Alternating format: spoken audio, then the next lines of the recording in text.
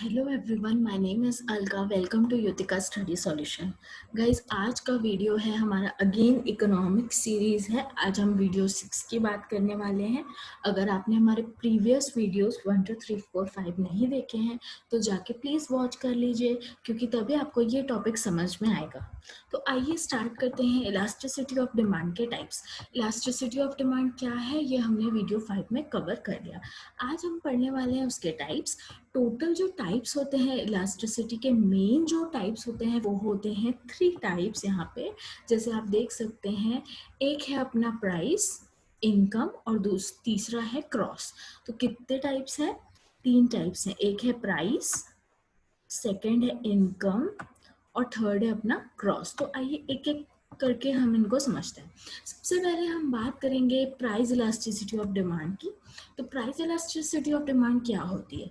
बच्चों, अगर वीडियो 5 आपने नहीं देखा तो मैं आपको शॉर्ट में अगर एक लाइन में बताऊं तो इलास्टिसिटी ऑफ डिमांड होता है डिमांड में चेंज आना।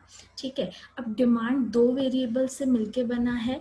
जो 2 वेरिएबल्स हैं वो है, एक है आपकी प्राइस और दूसरी होती है आपकी क्वांटिटी। ठीक है, तो 2 वेरिएबल्स क्या है डिमांड के, प्राइस और क्वांटिटी। आप जितना भी डिमांड पढ़ेंगे आपको ये 2 वर्ड्स ही मेनली दिखेंगे। ठीक है, तो प्राइस और क्या होता है क्वांटिटी, 2 चीजें होती है। अब चेंज मतलब क्या होता है? अगर हम सिंपल वर्ड्स में बात करें तो इलास्टिसिटी मतलब होता है चेंज। ओके, तो जब इन शॉर्ट मैं ये बोल सकती हूँ, जब प्राइस और क्वांटिटी में चेंज आए तो उसको हम इलास्टिसिटी ऑफ डिमांड बोलते हैं। अब टाइप्स कितने हैं? 3। कितने टाइप्स हैं हमने यहाँ पे देखे? 3। तो बहुत ही सिंपल है स्टूडेंट्स, बहुत ही सिंपल है।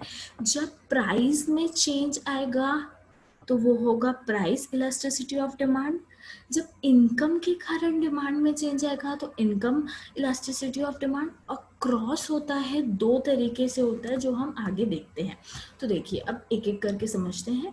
Price elasticity is the responsiveness of demand to change in price. Income elasticity means a change in demand in response to a change in the consumer's income, and cross elasticity means a change in the demand for a commodity owing to change in the price of another commodity। यहाँ पे आपको बहुत ही complex लग रहा होगा, but ये बहुत आसान है। ये तीनों मैंने इसमें तीनों लिख दिए हैं। ठीक है, तो प्राइस इलास्टिसिटी सबसे क्या बोल रहा है? Responsiveness of demand to change in price. Demand अगर प्राइस के कारण ऊपर नीचे हो रही है, चेंज हो रही है, तो वो प्राइस इलास्टिसिटी है। अगर इसकी फॉर्मूला की बात करें तो इसका फॉर्मूला बहुत ही आसान है। Percentage change in Q D upon percentage change in P. मतलब ये बेसिक फॉर्मूला है। ठीक है, यहाँ पे मैंने आप लोग को बताया था डेल मतलब होता है चेंज। ठीक है, डेल मतलब क्या होता है? चेंज। देखिए, मैं आप लोग को इसीलिए बार बार बोलती हूँ कि अगर प्रीवियस वीडियोस आपने नहीं देखी है तो वो जाके देखिए, क्योंकि नहीं तो आपको ये कॉन्सेप्ट बिल्कुल भी अच्छे से समझ में नहीं आएंगे।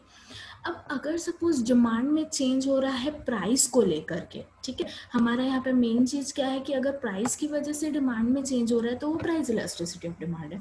अब प्राइस इलास्टिसिटी ऑफ डिमांड भी 5 तरीके की होती है, या हम बोल सकते हैं उसके फिर टाइप्स हैं 5।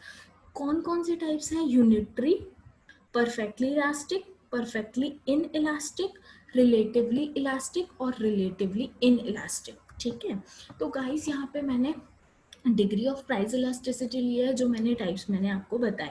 अब देखिए, यहाँ पे हम बात करेंगे सबसे पहले हाईली इलास्टिक डिमांड की। हाईली इलास्टिक डिमांड नाम से समझ में आ रहा है कि बहुत ज़्यादा चेंज आएगा।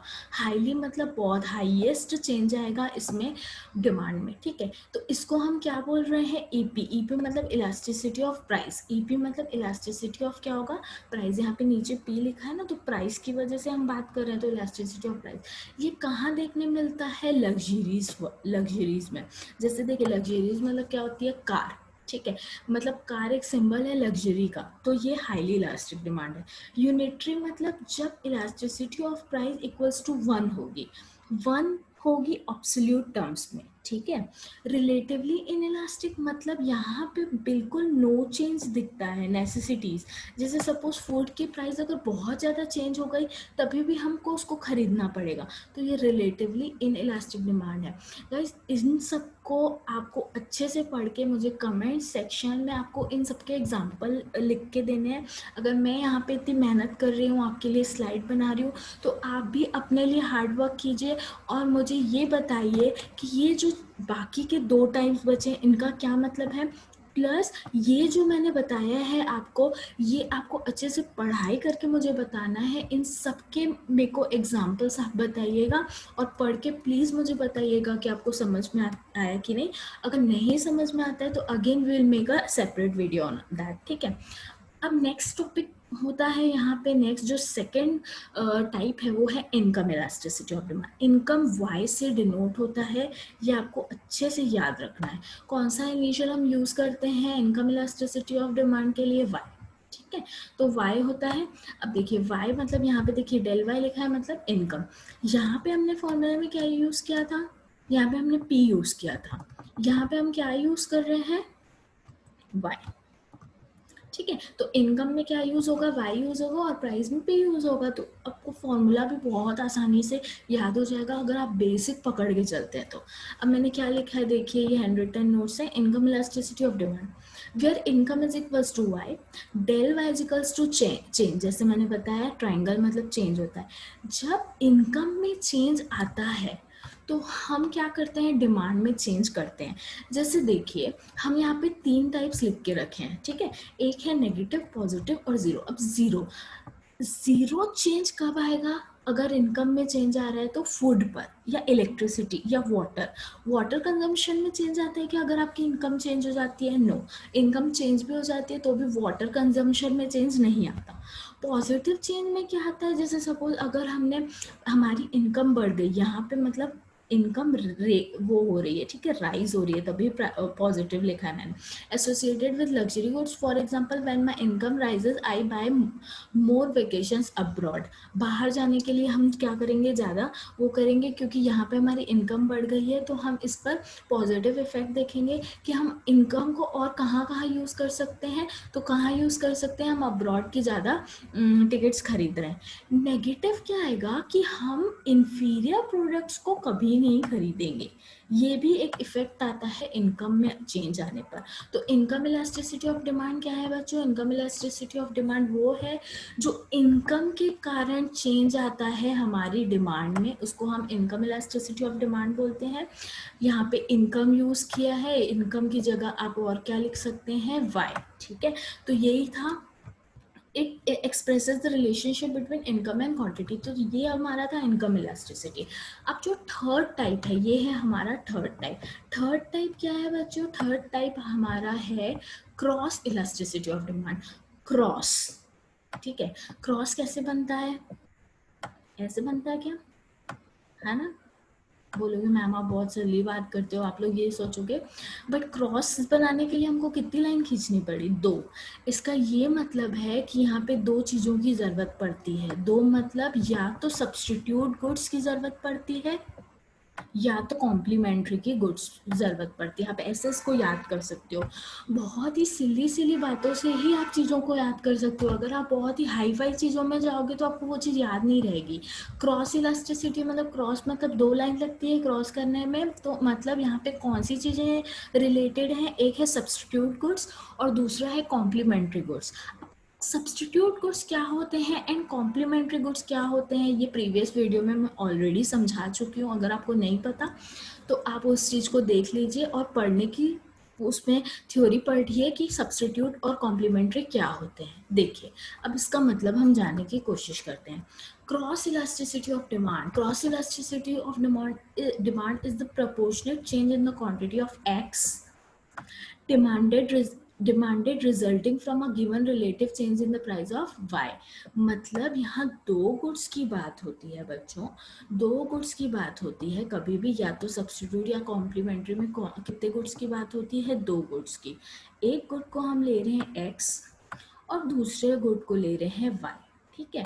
तो इस क्रॉस इलास्टिसिटी ऑफ डिमांड में हम क्या पढ़ते हैं कि x अगर एक प्रोडक्ट है, अगर इसकी डिमांड में चेंज आया तो इसका जो इफेक्ट है वो y पर क्या पड़ा, ये हम इसमें पढ़ते हैं क्रॉस इलास्टिसिटी ऑफ डिमांड में। इसीलिए देखिए इसमें 2 चीजें यूज की है, Q1 Q1 यहाँ पे मुझे Q2 लिखना चाहिए, Q1 Q2 और P2 P2, यहाँ पे 1 आएगा P2। ठीक है, इसका क्या मतलब है कि दो प्रोडक्ट के बीच में क्या करते हैं, हम कंपैरिजन करते हैं कि कौन सा, अगर ये प्रोडक्ट में अगर सपोज राइज आ रहा है तो क्या वाई में भी राइज आ रहा है, अगर वाई में डाउनफॉल आ रहा है प्राइस में तो क्या एक्स पे भी वही इफेक्ट पड़ रहा है। इसीलिए हम क्या करते हैं, इसकी स्टडी करते हैं। इसके भी 3 टाइप्स है, ईसी मतलब इलास्टिसिटी ऑफ क्रॉस, ठीक है। एक है पॉजिटिव क्रॉस इलास्टिसिटी जो हम सब्सटीट्यूट प्रोडक्ट्स में देखते हैं, एक नेगेटिव क्रॉस इलास्टिसिटी है जो कॉम्प्लीमेंट्री में देखते हैं, और जीरो मतलब अनरिलेटेड। अनरिलेटेड मतलब जैसे सपोज दो प्रोडक्ट हैं जिनका कोई आपस में कोई भी वो नहीं है, मतलब क्या बोल सकते हैं, रिलेशन नहीं है। जैसे सपोज एक हो गया आपका फूड, ठीक है, एक हो गया आपका फूड और दूसरा हो गया आपका कार, दो प्रोडक्ट है, ठीक है। तो फूड और कार कौन से प्रोडक्ट्स है बच्चों, अनरिलेटेड है, इन दोनों के बीच में कोई रिलेशन नहीं है। इसीलिए हम कौन से गुड्स की यहाँ पे बात करते हैं, इन दोनों को हम क्या बोलेंगे, अनरिलेटेड प्रोडक्ट्स, ठीक है। फूड और कार का एक दूसरे पे कोई भी वो नहीं है, ठीक है। क्यों कोई भी रिलेशन नहीं है, क्योंकि फूड का एक अलग डिपार्टमेंट होता है, कार एक ऑटोमोबाइल सेक्टर है।